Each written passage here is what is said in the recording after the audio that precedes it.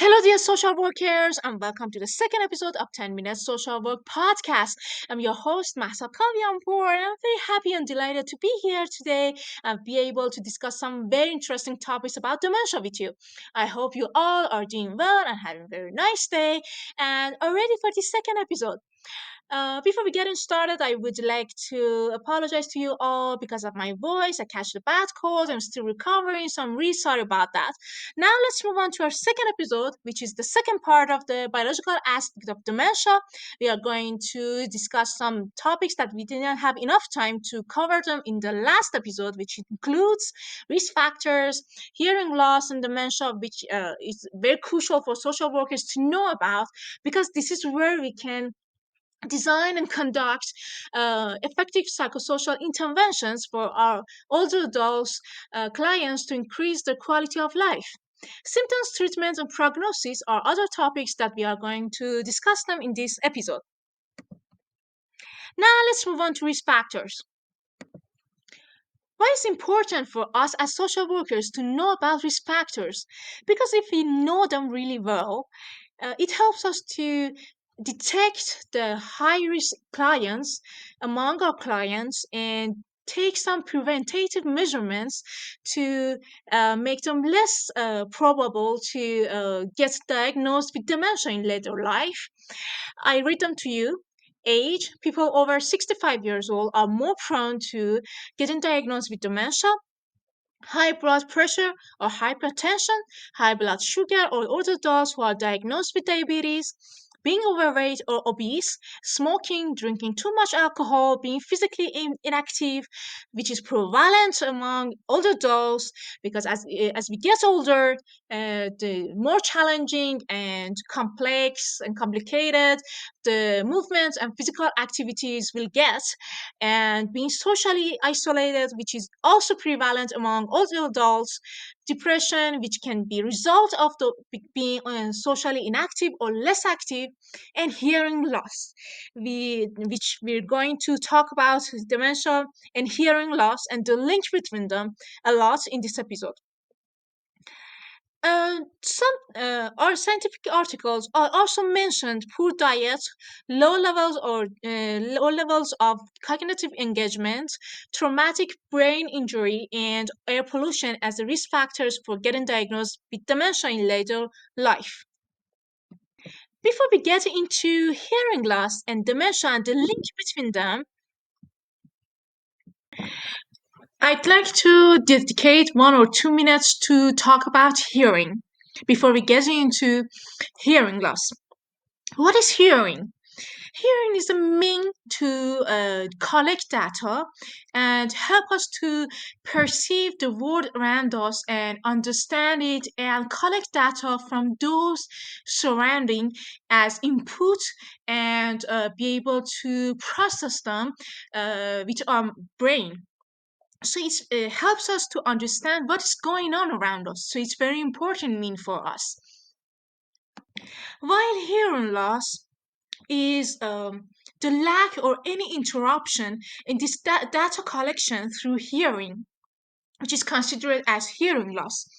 There are definitely some types of definition about dementia, about hearing loss. Um, the one that I brought here is a definition that WHO have from hearing loss. A person who is not able to hear as well as someone with normal hearing, and usually a threshold of 20 decibel or better in both ears, which is considered as hearing loss. And hearing loss has different type and different degree. I don't want to talk about the different type because it's very biological here and we don't need it here. And I just want to talk about the degrees, which is mild, moderate, severe, and profound hearing loss.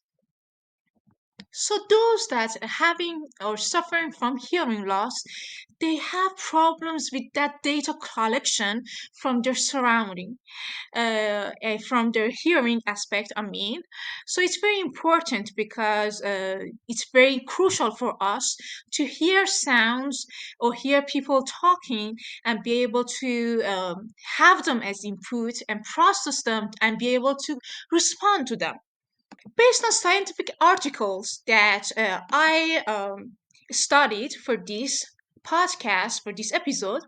Dementia and hearing loss having a very tight, proven link, and there are lots of scientific articles that prove this link.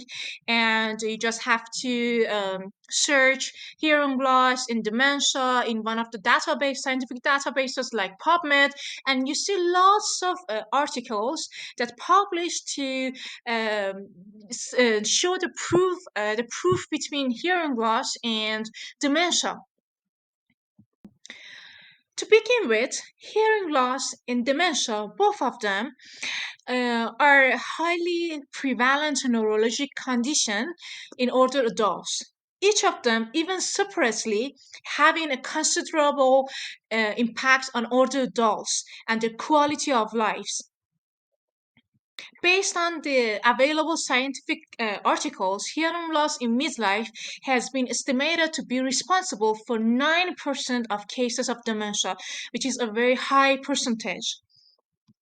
As you may know, hearing loss is caused by cochlear damage, which dementia is caused by cortical degeneration. But what links these two conditions, this dementia and hearing loss, to have some links together, and hearing loss be a risk factor for people to get dementia in later life? The answer is in three relations that I'm going to discuss them right now. The first common proven link between hearing loss and dementia can be seen in biological pathology of hearing loss. This pathology is related to a condition affecting the cochlea and ascending auditory pathway, which is related to hearing loss, and the cortex, which is related to dementia. Furthermore, age-related deterioration in the cochlea, which causes hearing loss at high frequencies, are also related to dementia.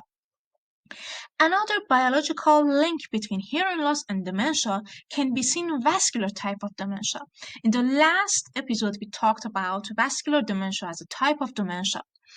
Vascular pathology can occur in the dementia, and this is one of the factors of hearing loss. This vascular pathology can be also affect the ascending auditory pathway and auditory cortex. This is a study which conducted by Professor Griffith and his co-workers on 2020 says vascular mechanisms are potential contributors to the hearing loss associated with cases of vascular dementia. Now let's move on to second common link between hearing loss and dementia, which is increased cognitive resources needed for listening. And this one is very fascinating if you pay attention to it, because it says when someone diagnosed with hearing loss, they consume greater cognitive resources on just listening to someone, while when they are listening to that someone, their brain making those resources unavailable to other higher cognitive functions, such as attention, working memory, and language processing. This enormously impacts brain structure and cognitive function in long term and can lead to dementia, which is very fascinating to be honest.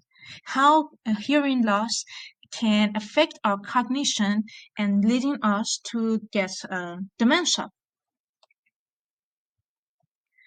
These two first common links that I have talked about so far are more biological or linked to cognition function, but the last one is completely social and completely preventive.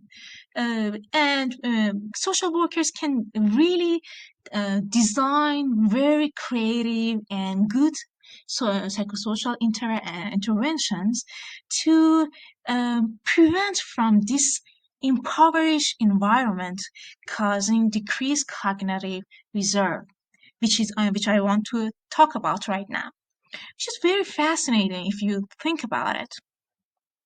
Based on this mechanism, hearing loss leads to decreased stimulation of cognitive processing.